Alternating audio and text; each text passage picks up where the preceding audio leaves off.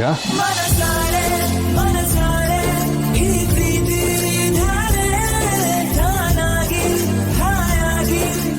ಆ ಲೆಟ್ರಲ್ಲಿರೋ ಪ್ರತಿಯೊಂದು ಪದನೂ ನಿಜ ದುರ್ಗಾ. ಅದನ್ನೆಲ್ಲ ನಿನ್ನ ಕಣ್ಣಲ್ಲಿ ಕಣ್ಣಿಟ್ಟು ಹೇಳಬೇಕು ಅಂತ ನನಗೆ ಆಸೆ. ಆದರೆ ಏನೋ ಗೊತ್ತಿಲ್ಲ, ನಿನ್ನ ನೋಡ್ತಾ ಇದ್ರೆ ನನಗೆ ಎದೆ ಬಡಿತ ನನಗೆ ಗೊತ್ತಿಲ್ಲದಂಗೆ ಜೋರಾಗ್ತಾ ಇದೆ. ದುರ್ಗಾ ಪ್ಲೀಸ್ ಹಾಗೆ ನೋಡ್ಬೇಡ. ಯಾಕೆ ಬಾಸು?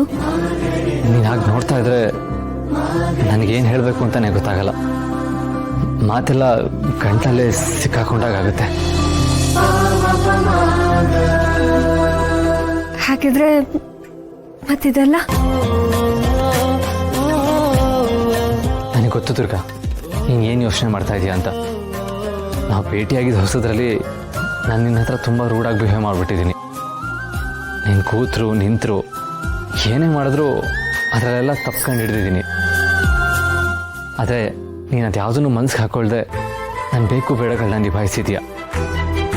ಆವಾಗ ಅಂಬಿಕಾ ನನ್ನಿಂದ ದೂರ ಆದ್ಲು ಅನ್ನೋ ನೋಡ್ಬಿಟ್ಟು ನನಗೆ ಬೇರೆ ಏನೂ ಕಾಣಿಸ್ತಾ ಇರಲಿಲ್ಲ ದುರ್ಗಾ.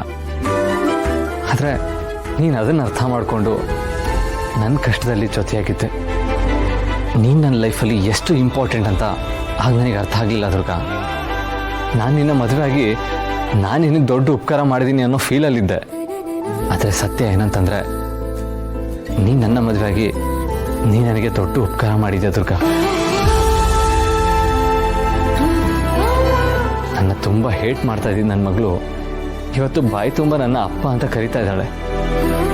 ಅದ್ರ ಹಿಂದೆ ನಿನ್ನ ಶ್ರಮ ಎಷ್ಟಿದೆ ಅಂತ ನನಗೆ ಗೊತ್ತು ದುರ್ಗಾ. ಹಳೆದನ್ನೆಲ್ಲ ನೆನೆಸ್ಕೊಂಡು ಈ ಜೀವನಕ್ಕೆ ಇನ್ನು ಅರ್ಥನೇ ಇಲ್ಲ ಅಂತ ಸೋತು ಕತ್ಲಲ್ಲಿ ಕೂತಿದ್ದ ನನ್ನ ತಾಳ್ಮೆಯಿಂದ ಬೆಳಕಿಗೆ ಕರ್ಕೊಂಡು ಬಂದೆ. ನಿಮ್ಮ ಲೈಫು ಕಲರ್ಫುಲ್ ಆಗಿದೆ ಅಂತ ಅರ್ಥ ಮಾಡಿಸ್ದೆ. ಮನಸ್ಸಿನ ಮೂಲೆಯಲ್ಲಿ ಸತ್ತು ಮಣ್ಣಾಗಿದ್ದ ಆಸೆಗಳು ಮತ್ತೆ ಚಿಗುರೋ ಥರ ಮಾಡಿದೆ. ಅದು ಯಾವಾಗ ನಾನು ನಿನಗೆ ಸೋತು ಹೋದೆ ಅಂತ ನನಗೆ ಗೊತ್ತೇ ಆಗಲಿಲ್ಲ ದುರ್ಗಾ. ಪಾಸ್ಟಲ್ಲಿ ಸಿಕ್ಕಾಕೊಂಡಿದ್ದು ನನಗೆ ಪ್ರೆಸೆಂಟಲ್ಲಿ ಬದುಕೋದು ಕಲಿಸ್ದೆ. ಈಗ ಫ್ಯೂಚರ್ ನೀನಿಲ್ಲದೆ ನನಗೆ ಇಮ್ಯಾಜಿನ್ ಕೂಡ ಮಾಡ್ಕೊಳ್ಳೋದಕ್ಕಾಗ್ತಾ ಇಲ್ಲ.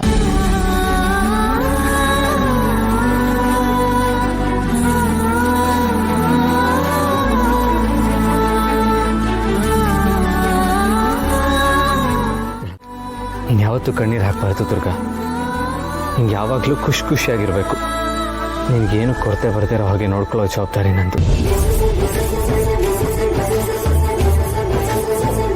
ನೀನು ನನ್ನ ಜೊತೆಲಿರ್ಬೇಕಾದ್ರೆ ನನಗೇನು ಕೊರತೆ ಬರುತ್ತೆ ಹೇಳಿ? ಇಷ್ಟು ದಿನ ನನ್ನ ಜೀವನ ಅಪೂರ್ಣ ಅಂದ್ಕೊಂಡಿದ್ದೆ. ಆದರೆ ನಿಮ್ಮ ಪ್ರೀತಿ ಸಿಕ್ಕಿದ್ಮೇಲೆ ಸಂಪೂರ್ಣ ಅನಿಸ್ತಿದೆ.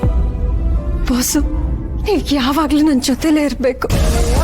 ನಿಮ್ಮ ಪ್ರೀತಿ ಬಿಟ್ಟು ನಂಗೆ ಬೇರೆ ಇನ್ನೇನು ಬೇಕಿಲ್ಲ. ಇದೇ ನನ್ನ ಆಸೆ. ಖಂಡಿತ ಇರ್ತೀನಿ ದುರ್ಗಾ. ಒಂದ್ಸರಿ ಪ್ರೀತಿನ ಕಳ್ಕೊಂಡು ಮತ್ತೆ ಸತ್ತು ಬದುಕಿದ್ದೀನಿ. ಇವಾಗ ಮತ್ತೆ ಸಿಕ್ಕಿರೋ ಪ್ರೀತಿನ ಕಳ್ಕೊಳ್ಳೋ ಮಾತೇ ಇಲ್ಲ. ನೀ ಕೊಟ್ಟ ಪ್ರೀತಿ ಕೂಡಿಡಲು ನೂರು ಚಂದಿರಬೇಕಂತೆ ನಿನ್ನ ಬೆಳಕನ್ನು ಮೀರಿಸಲು. ನಿನ್ನಗೂ ಇಲ್ಲದೆ ನನಗೆ ಬದುಕೋದಕ್ಕಾಗಲ್ಲ ದುರ್ಗಾ. ಇಷ್ಟು ದಿನ ನನ್ನ ಮಗಳಿಗೆ ಅಮ್ಮನಾಗಿದ್ದೆ. ಇನ್ಮೇಲೆ ನನಗೆ ಹೆಂಡತಿಯಾಗಿರ್ತೀಯ. ನೂರು ಸಾರಿ ಕಣ್ಣು ಕಣ್ಣು ಸೇರಿ ಹೃದಯ ಬಿತ್ತು ಜಾರಿ ಅಯ್ಯೋ ಶಿವನೇ. ಕೊನೆ ತನಕ ನಿನ್ನ ಜೀವನದಲ್ಲಿರೋದಕ್ಕೆ ನಂಗೆ ಅವಕಾಶ ಮಾಡಿಕೊಡ್ತೀಯ. ನನ್ನಯ ನಾಳೆ ನಿನ್ನಯ ಪಾಲೆ ನನ್ನ ಬದುಕೆ ನಿನ್ನದು ಗೆಳತಿ. ನಿನ್ನ ಪ್ರೀತಿಯ ಮುಂದೆ ಇಡದೆ ಯಾವ ಲೆಕ್ಕವೇ ದೇವರ ಮುಂದೆ ಬಿಡುವೆ ನಾನು ಏಳು ಜನುಮ ನಿನ್ನನ್ನೇ. ಕೋರುವೆ ನಿನ್ನ ಗಾಳಿಯ ಹಾಗೆ ಉಸಿರು ಇರೋ ತನಕಾನೇ.